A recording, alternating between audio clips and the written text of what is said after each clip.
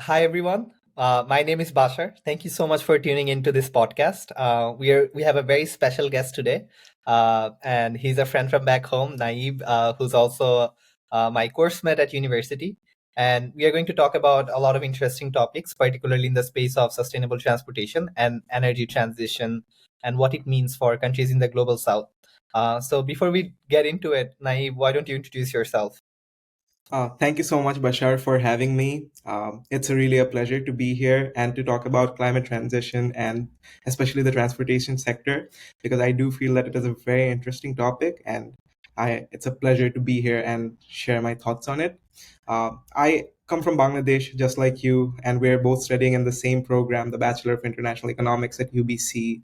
And as I went through the last 3 years at UBC, coming from Bangladesh, and got more involved in conversations around climate change.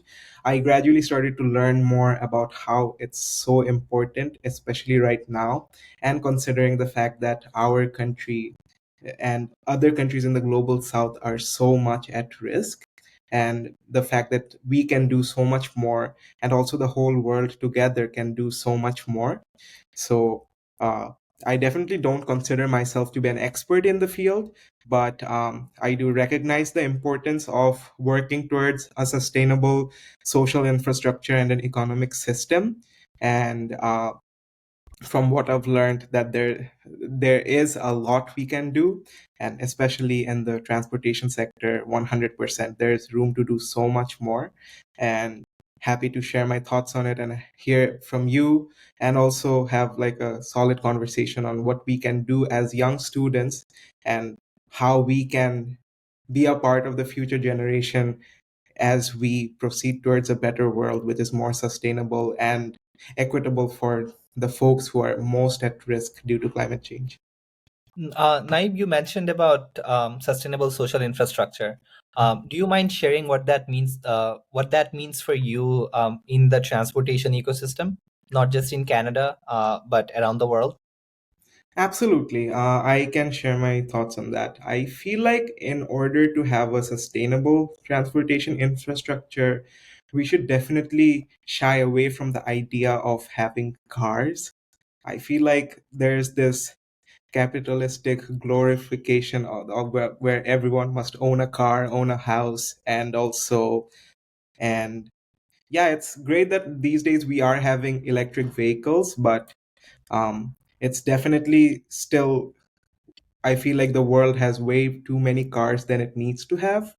And definitely for me, a sustainable infrastructure would be a strong focus on public transportation and green forms of transportation, for example, bikes, electric scooters, and or just taking a walk along the sidewalk if you can. If it's not a if it's a distance that you can probably walk through, you should do that, and there should be infrastructure to which makes you want to walk rather than taking your car out. So that's my vision of what a sustainable social infrastructure would be when it comes to clean and green modes of transportation. Definitely less cars and more eco-friendly modes such as public transit, bike lanes, uh, ideal sidewalks that people can just walk along, and so on. No, thank you for sharing that. You mentioned the idea of accessibility and how sustainable infrastructure ensures accessibility. Right now, like, the way most of North America has been designed, it requires you to own a car. And if you don't own a car, then a lot of places, a lot of opportunities are inaccessible to you. How do you think we can design cities in the future, or how do you think we can redesign our current infrastructure and incorporate public transportation into the system that makes cities like California, cities like Chicago, well connected with the other like suburb regions? Is there steps in terms of technology or policy that we can implement which will ensure that? Uh, and just to tie into that question, I remember we spent a few days in New York, and we saw how the infrastructure was so beautifully designed for public transportation. Is there any inspiration that we can gain from that infrastructure, or lessons we can learn from things that doesn't work in New York and incorporate that into other ecosystems? Yeah, 100%. Great point that you brought regarding our trip in New York. I do feel that New York has a pretty decent transport system, I must say. I mean, yes, it is overcrowded just because of the nature of the city and so many people living in it. So there's definitely room for environment. But from my travel to New York, I do remember that pretty much every place we went to was fairly accessible using public transport. Um, and I feel like any New Yorker watching this might probably agree with us. And especially, I can also bring the example of Vancouver. I think Vancouver, where we're living right now, has a fairly decent transit system. It is quite accessible. But I also know that this is not the case in pretty much every North American city, and especially in the suburban neighborhoods.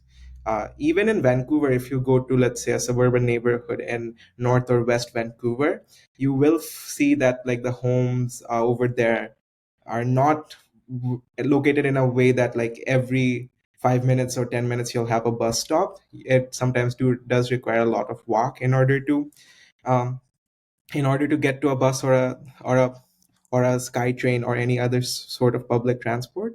I feel like that style of planning needs to be changed because if you like on a typical day, you're probably, let's give the example of you doing grocery shopping. If you live in a neighborhood where after getting off from the bus with grocery bags in your hand, you have to walk 10 minutes to reach your home, you would not feel comfortable doing that with the heavy baggage on your hands. And if you are a person who can afford a car, you would choose to afford a car just because you don't want that extra effort, extra trouble of carrying heavy baggage with you and walking 5 to 10 minutes on a, let's say, on a bi-weekly basis if you do groceries 2 times a week. And that's just one example. I'm pretty sure every person can imagine so many other examples where just not having a bus stop that's so close to your home sometimes incentivizes you to purchase a car if you can afford it, or use other means of transportation, which could be maybe taking an Uber or anything else, which is not sustainable. The reason being it's still fuel run cars, and which does contribute to climate change in a great way. So definitely the way forward would be to plan cities in a way where every neighborhood has an accessible transport system at least within 5 minutes from home. And it's very difficult, but it is possible. And I will say that that should be the primary focus rather than, let's say, moving to an EV focused car system. I've recently been reading this article by Vox. I do recommend you read it. It's about electric cars in Norway. They're actually a global icon when it comes to electric cars, but pretty much a lot of the folks over there have electric cars because the government gives you so much subsidies. But apparently, it came at a cost to the public transport system. The government was focusing so much on giving electric vehicles that the public sector was started to get ignored. And apparently, from what I learned is, if for any city, no matter how many electric vehicles you have, making people travel through public transport and moving to that shift contributes much more than giving everyone electric cars. And especially if you cannot guarantee 100% clean fuel to clean electricity to run those electric cars, it's essentially a pointless game anyway, because if you're making electricity out of fossil fuel and then using that to run cars, it is pointless essentially. So there's definitely room to have a more interconnected public transport system across all cities. And how the cities and the government authorities will do that, I'm not 100% sure because I am not an expert in the field, but I do believe that it is possible because I know that even in Vancouver, there are neighborhoods where you can find a bus within 5 minutes. If you look at the UBC campus itself, It may not be the ideal example, but still, every UBC student can find a bus if they just walk 5 to 10 minutes max. And plenty of other neighborhoods across downtown and Kitsilano are the same. But there are also suburban neighborhoods which don't have the same infrastructure when it comes to transport. So I think if the model that we see in our part of town can be implemented across the entirety of Vancouver and also across in a similar way across all cities, it might be quite useful. Thank you so much for sharing that. I also agree that, like, Norway being one of the leading countries with EV population are Mhm. still, like, there are other ways we can address the sustainability transportation infrastructure systems in Norway and other countries, of course. I was wondering, in terms of shifting uh, the public transportation systems from one system to another, is there, like, more challenges when it comes to doing that in countries in the global south compared to global north? Should there be incentives that we can create for cities to, like, incentivize people to do more public transportation? Like, what do you think the policy mechanism will look like for uh, ensuring that we are able to make this shift? Definitely, the challenges in the global south are more than the global north, just because, in terms of a financial and economic perspective, it's not as accessible to people in the south than it is in the global north. But I still do feel that there is room to make improvements. I am somewhat optimistic. Uh, for example, in Bangladesh, I think recently we've done a great job in public infrastructure when it comes to transportation. I went to Bangladesh over the summer and I rode on the metro train, which is pretty decent. I mean, it's just as good as any other city in the global north, and it is also fairly accessible. Yes, it is somewhat expensive compared to the buses, but it is still at a level where I would say that for a relatively decent amount of folks in our capital city, it would be accessible. But is there room for improvements? Yes, 100%. We can definitely have uh, improvements in the bus routes that we have in Dhaka city. Right now, it's all privatized, and there are so many different firms operating it.